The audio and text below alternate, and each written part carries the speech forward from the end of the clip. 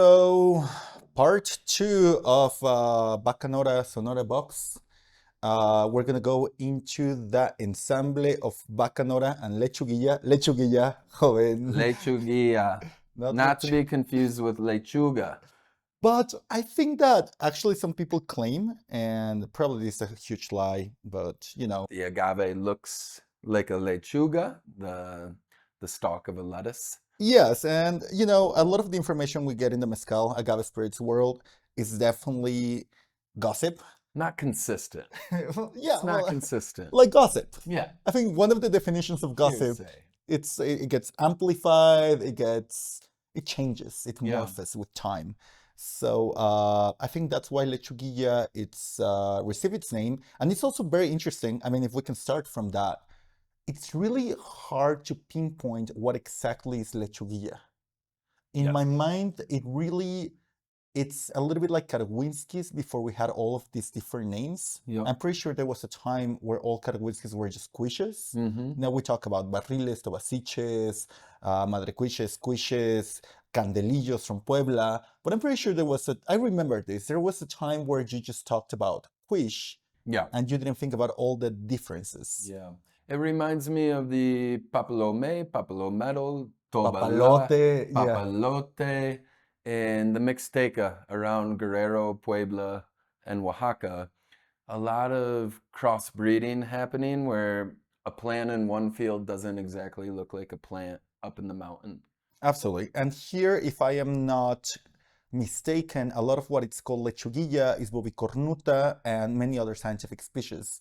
But honestly, like even when you talk with producers, they're like, well, we just went up in the mountains and Yeah. we got the best prime agaves that we found.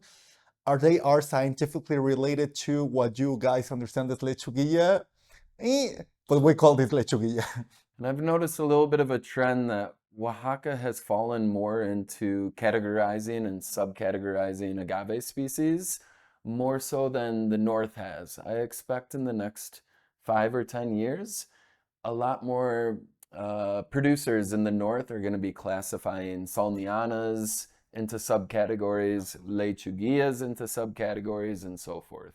Absolutely. And I think though that if there's something that I find incredibly interesting about Lechuguilla is that you're always talking about the definition of wild, right? Like Yes. from the flavors to the stories that they tell you about how they got these agaves, you're Mm-hmm. always imagining somebody fighting with the mountain, Yeah. Fighting with the mountain. I like that. which is the absolute contrast to Bacanora, Yes. right? Yeah. Because we went to the Bacanora Cultivated, farms. controlled, overseen. Lechuga's wild. It's there. It's been there forever. And yeah. So the fact that we have in front of us an ensemble of Yeah. these, if we can say, very different worlds, Opposing forces. then it makes sense. And the character really reflects this. Because when we take a sip of this one, confusion is what comes to mind a little bit. It is like this controlled bacanora that's mixed with this wild lechuga, and I think the palate experiences that exact storyline. Absolutely. And it's so interesting because almost, what I think about this. I don't know if you were a kid you ever saw or if you were afraid of this, but I remember I used to go to a beach with my parents where the seawater will clash with a river or a lagoon, I like this and visual. everybody will tell you don't get close to that clash because it's dangerous. There's like Yeah, forces in there that are gonna that's why suck we you like it. down. That's why we like it. Hell yes. So if you are interested in these mysterious forces that you can find in this ensemble, how many bottles are there going to be available in the US of A, joven? The Lechuguilla Bacanora expression has 24 bottles left as of roughly August 1st. And yeah, again, there's no plans to bring in another batch. So there'll literally be 24 people or less in the US that have this bottle. Hell yes. And well, this was produced by Ramon Miranda, which very interestingly doesn't refer himself as a vinatero. He thinks of himself as an engineer.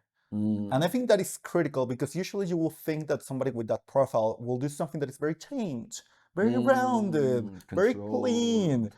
And once you meet Ramon Miranda, you realize He's a cowboy. He's got a wild side. Yes, He's absolutely. got a wild side. And you know, while we're there, we didn't find ensembles of Lechuguilla and bacanora. In fact, I think we asked him to special produce this batch for us. Is that correct? We tried it. We did try We it. did Okay. try it at 8 a.m. Yep. once we arrived to Sure, in the shop. to his shop. So maybe we were not in our sane mind, but I remember at least that it really made an impression on me. And I had never seen an ensemble of these two forces, maybe because it's really hard. He even mentioned, and this is amazing, it's a video that hasn't even been published. It's going to be published tomorrow. But he was saying that when he's cooking the bacanora and the lechuguilla, he has this special way of making like a lasagna because the bacanora is rougher and it actually protects the lechuguilla, which is Some super layers soft. to it? Yeah. Oh, cool. Because he says that he cooks only lechuguilla, it sort of melts. That is Yeah. very soft and he loses a lot of the honeys. So he makes this lasagna for the horno and makes a great, you know, like the bacanora helps the lechuguilla somehow. So if you want to try lasagna mezcal, Oh, a lot of best lasagna marketing. notes in this. I also noticed he talks a lot about the almost soap-like foam of Yes. lechuguilla. And when he told us about this, of course, we're reminded of agave from Oaxaca. I never knew there was any other agave that created this foam in Neither the did I. fermentation until Ramon educated us on that. Absolutely. So I'm starting to say that these are like the pet nuts of mezcal. You know, The nat- pet nuts. yeah, like naturally foamy, like the bubbly ones. I mean, I know it doesn't translate into the final product, Sure. but I think it's a fancy way to explain why you like these agaves. Yeah. I like the bubbly stuff. I think the foaminess of the fermentation is symbolic of the lechuguilla and what it represents. Absolutely. Well, sir, it's been a pleasure sharing a few sips with you. So Good morning.